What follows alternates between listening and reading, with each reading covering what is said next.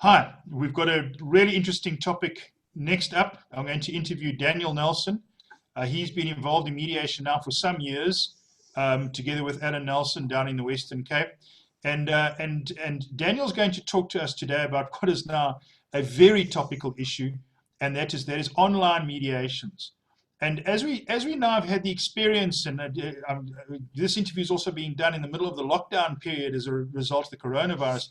As we've had the experience of being isolated, we've turned more and more to technology to assist us in our social lives and also in our professional lives. So those people that have been able to conduct their business from home have now set up home offices. And I think that for all of us, it's been a little bit of a wake up as to how technology can facilitate what we always used to think of as only taking place in person between individual human beings. And I think it's certainly opened my eyes, and the people that I speak to, it's opened our eyes. And I think that there's a new era coming in now where we realize we must try to use technology to promote what we can. And of course, to an extent, face-to-face is always going to have its place. But certainly more and more technology is coming into its own in various spaces in order to allow us to conduct our businesses and our daily lives more efficiently. Now, in particular, the space of mediation is also now being taken online, and this is right cutting edge, innovative stuff. I know that Daniel's done a lot of reading on this. He's been involved in this for a number of years, and it's almost like this idea, the moment has now come. And so I'm really interested to hear what Daniel's got to say about online mediations. Daniel, welcome. It's great to see you. Yeah, thanks, Ian. It's great to be here and chatting to you. Obviously, we can't do it face to face, but the next best thing is online. You know, it actually feels almost like you are face to face these days. One of the things I've been surprised at, I was talking to somebody the other day, setting up an interview, and afterwards I forgot that I hadn't actually been at their house. I'd actually been interacting with them via Zoom online. So it's quite a realistic experience. Daniel, your particular topic is online mediation. Can you please tell us firstly what do you mean by online mediation, and then maybe just after that develop for us how one would go about conducting online mediation and what sort of platforms we'd use, and then let's have a look at some of the security issues, and then sort of to wrap up, let's have a look at how you would recreate the sort of physical space which you need in a mediation to have, for instance, breakaway sessions, joint sessions, and the like. Perfect. Thank you very much, Ian. And I think we've come to a point where a lot of things need to be done differently because of environmental aspects happening at the moment. And we all know about the lockdown most countries are experiencing. And it's come to a point where online mediations have become necessary. And if you asked me 5 years ago, I would have said, I don't think it's a good idea. You should try and always do mediations in person. And it's become necessary now to do those mediations online. And I've been looking at various ways of doing that as simple and as easy as possible. You can overcomplicate things to a point where parties can't understand it. If we go back and we take it to simplest form, basically what online mediation, the precursor to that would have been conference calls. And I know I've been speaking to people in Scotland at the moment. They're doing conference calls mediation, where the parties all call into a central call number and doing their mediations that way. A step up from that would be doing web conferencing mediations, the same sort of platforms that we're using nowadays, Zoom and Skype, and you can do it on various other platforms as well. But it's grown to a point where now I think technology is caught up to a point where it makes it seem like you're actually talking to a person face to face, or near enough that you can read those subtle nuances in people's reactions when they tell you certain things. That the technology is there now for us to be able to do mediations really without the need of having face-to-face mediations. At the moment, the online mediations, it looks like they're 90 to 95% as successful as doing mediations face-to-face, depending on the platforms and so forth being used. what I would suggest is that that we've come to a point where I think our parties are ready to do online mediations rather than the technology. I think the technology has been ready for us for a while, but with us experiencing lockdown, as you've been doing, sitting at home and working from home, as you said earlier, we've caught up to the technology and the use of the technology and the trust in the technology to be able to do these online mediations properly. And there are myriads of different platforms that we can use. Now, one of the issues that I'm sure immediately occurs to people is how secure is an online mediation? Because one of the key elements is confidentiality. So how can we trust this technology? And what are your thoughts on that, Daniel? You know, with the IT background that I've got, I know that there's no technology that's infallible. There's no way that something can be hacked. It's how difficult they make it and how securely it's set up. You've got various different platforms, paid for, free. You've got end-to-end encryption built into a lot of things these days that make it a lot more secure than what they were many years ago. And I would suggest that it's the role of the mediator to make sure that whatever platform he chooses to use is secure at this point in time. Things change. I know that we are using Zoom today, but Zoom has had a little bit of security concerns over the last while, and a whole bunch of other practices that we can make it more secure. Is also doing mediations online. Quite often people don't realize that other parties will be able to hear what's booming through their speakers and so forth. So it becomes important to use headphones just from that security point of view, because there might be other people in the office while they're doing the mediations and confidential information might slip out that way. But when it comes to a technological point of view, I think the end-to-end encryption built into a lot of the new platforms, or a lot of the platforms that have evolved over the years, I'm including Skype, I'm including even basic things like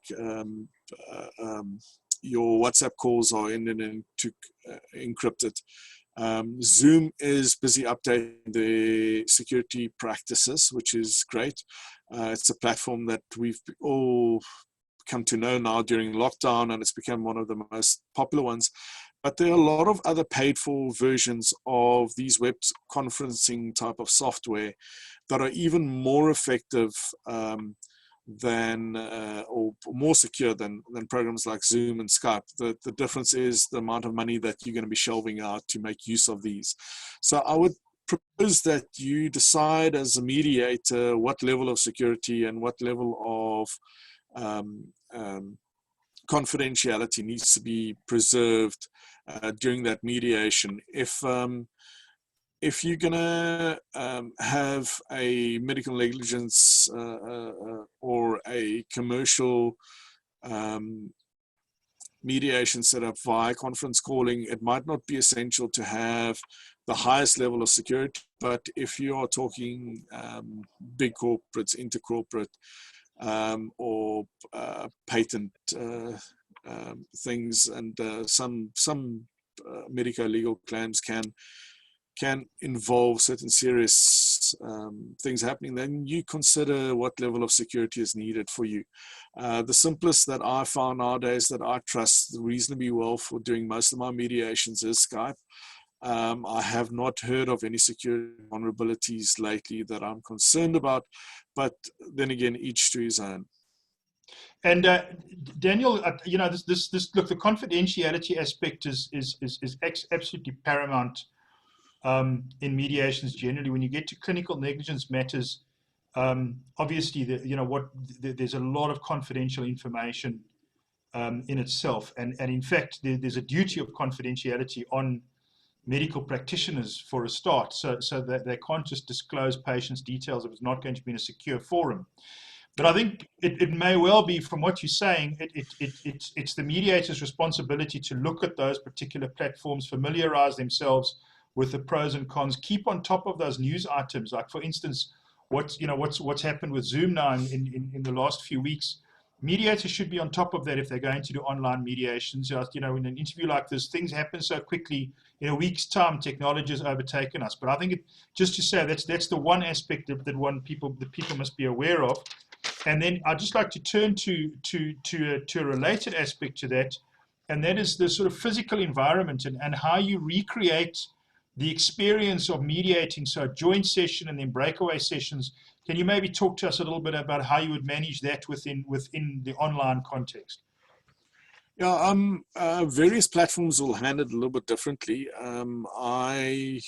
Zoom has got nice facilities of making breakaway rooms that you can set up, so you can have everybody together in a joint session, and all parties' videos will be up for you to look at.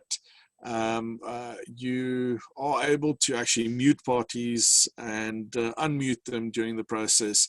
Which is nice functionality. It stops interruptions, because what I found actually the most difficult thing is when an interruption occurs in online mediation. People tend to speak over the mediator, and he struggles to regain control of the interruption. And as you know, during a mediation, if interruption is left and it runs, it actually causes a lot of damage. Zoom's got nice ways of muting people and unmuting them. Skype, you can do similar things. And that's very nice for your joint sessions.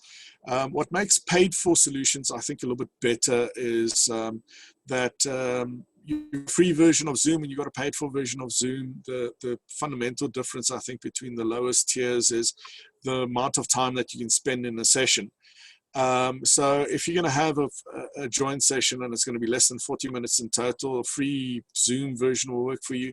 Skype, on the other hand, there's no time limit, so you can use that for your joint sessions as well.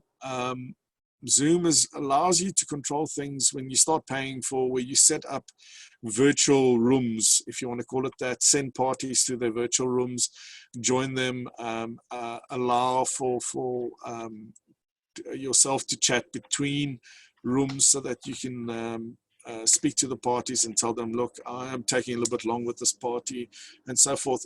What I do propose is, if you're using any format, even if you're using Zoom paid for, is to have backup communication between the parties.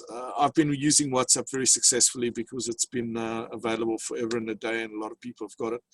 Most of the people that I've dealt with has had access to at least WhatsApp. And I use it as background communication. So when I do my Skype calls, I'll have a joint call where everybody is present. And then I'll actually drop that call and I'll set up a private call with one party and their representative, if they've got legal representatives. And I'll keep the other party informed on as the process along. You know, I've just finished a session. I would like to start a private session with you in 10 minutes. And that's transparent, so everybody can see it. And I do believe that builds trust in the parties being able to trust the mediator controlling the process and handling the process and keeping them informed as it goes along. I don't obviously divulge anything that happened in a private session on WhatsApp or anything like that. I just say that, you know, I've ended the session now. I'd like to start with you at the top of the hour, or whatever the case may be. And all the parties can see that. So if you're looking at using your technology, make sure that you're very familiar with it. I do propose having other communication methods as well. Email, printing facilities are very handy. It's not needed. I did a webinar and I discussed some ways of getting around that. But I would propose definitely having some sort of backup communication protocol that you can use in the event of things going wrong. I sit out in the sticks on a farm. Our internet's not great here, but there's no reason why there should be a failure at any stage, but it happens. And it happens to the best internet there is, and all of a sudden you're in the middle of a mediation and everything goes dark and you can't communicate with anybody. So have those backups in place as well, where you communicate via WhatsApp or whatever the case may be, cellular networks. They're also not reliable, but at least if you've got a backup and you've got two options that you can work with, at least to delay the mediation a little bit until you come back online, that's useful. But whatever platform you have, familiarize yourself with it, and then have backup communication is what I would say. Absolutely. And Daniel, you're not the only one who's sitting out in the sticks on a farm, eh? Yeah. And are very much that. And I think this is actually, there is a point there is that I'm aware electricity often goes down in this area, so I've got to have backup plans even for this type of interview and webinars, even more so because they're live. So we've got to grapple with those technological issues as well. Daniel, thank you very much for that. That is a really interesting insight into online mediation. And I think what's been particularly interesting and helpful is some very nice practical tips on how people can approach online mediation. It's a breaking new field of dispute resolving and dispute resolution, and I'm sure that it's going to go from strength to strength. So Daniel, thank you very much for your insight and experience and your time this afternoon. It's been an absolute pleasure, and it's been nice to see you again, Ian. And when we're out of lockdown and down in the Cape, please come join me for a glass of wine one late afternoon. And we have a face-to-face chat for a change. Yeah, 100%. And that glass of wine, you're killing me because we're in the stage of the lockdown. You guys don't have this problem, but the rest of the country sits without anything. So I'm drinking a lot of tea these days. But I'll definitely take up on that offer. I feel like sharing. So if you can pop around, I'll give you a bottle of wine for free. I don't have to sell it to you during this lockdown times, but unfortunately you can't come around. So either way. Send me a virtual bottle. Bad luck. Okay, Daniel. Virtual bottle. Thank you, my friend. Cheers, Daniel. Take Bye-bye. care, Ian. Bye-bye. Bye. Cheers, Daniel.